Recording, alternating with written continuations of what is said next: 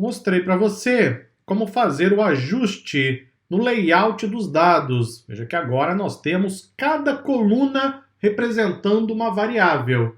Isso é o ideal para a grande maioria dos casos. Não vou dizer que é sempre, porque vai depender de cada projeto, de cada tipo de análise, mas na grande maioria dos casos, o ideal é você olhar para isso aqui, ó.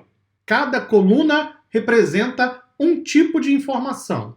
Então tem uma coluna com o tipo de dado financeiro, uma coluna com o componente lá do dado financeiro, uma coluna de data, uma coluna com o valor. Se você conseguir colocar os seus dados nesse formato, isso facilita bastante o seu trabalho. Não fique quebrando a cabeça tentando usar os dados naquele formato original, não é? Vou abrir aqui a planilha mais uma vez. É possível analisar os dados assim? É possível, mas vai dar bem mais trabalho. Dependendo do tipo de análise, vai se tornar quase inviável. Então não perca tempo, vá direto para a preparação dos dados, coloque cada coluna com a informação independente.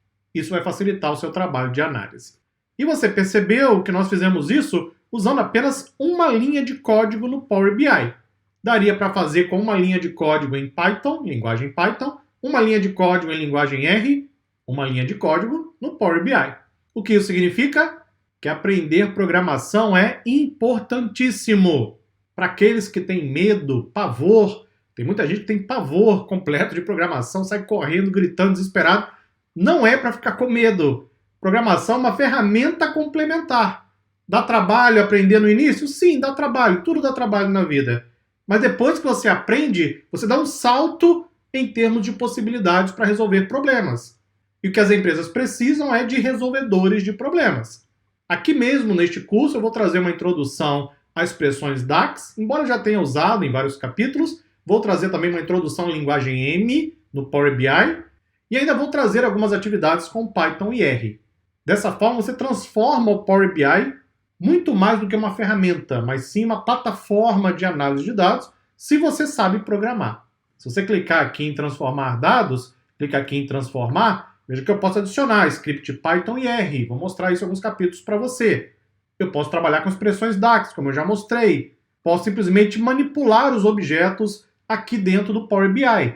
Dessa forma, eu tenho uma série de possibilidades para customizar quase todo tipo de análise que você conseguir imaginar.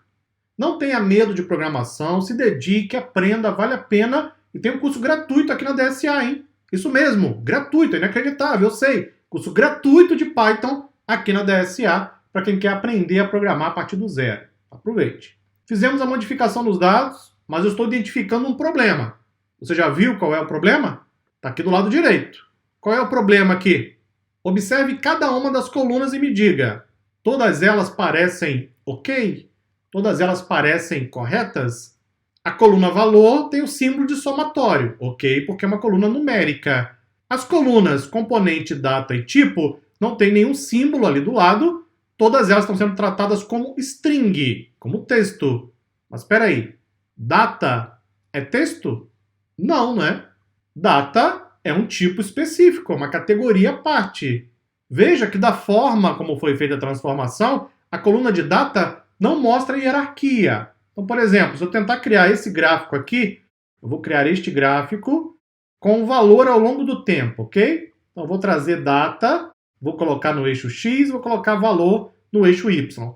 Veja que não aparece aqui na parte de cima os ícones que permitem navegar pela hierarquia. Por quê? Porque não tem hierarquia de data. E por que não tem?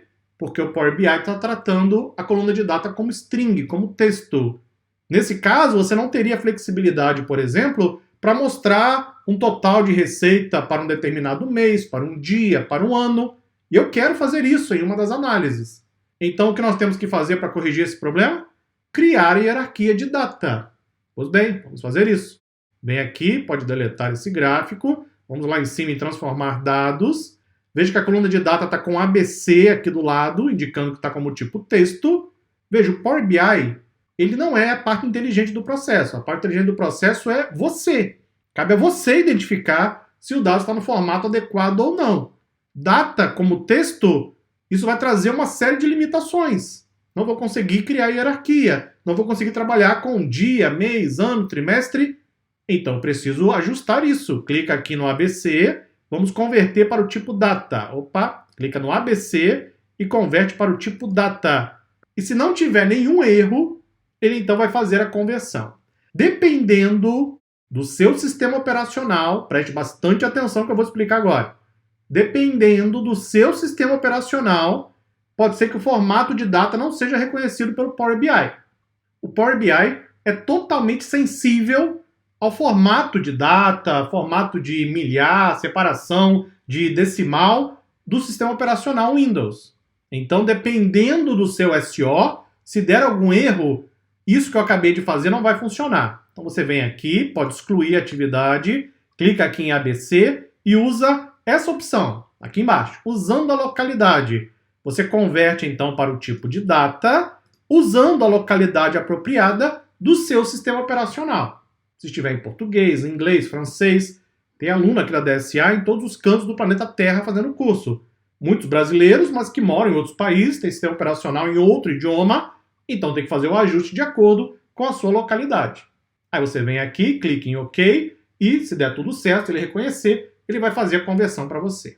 Clique então em fechar e aplicar, aguarde alguns instantes, e olha o que vai acontecer aqui do lado direito, apareceu o ícone de um calendário. Isso indica que a coluna de data agora tem uma hierarquia.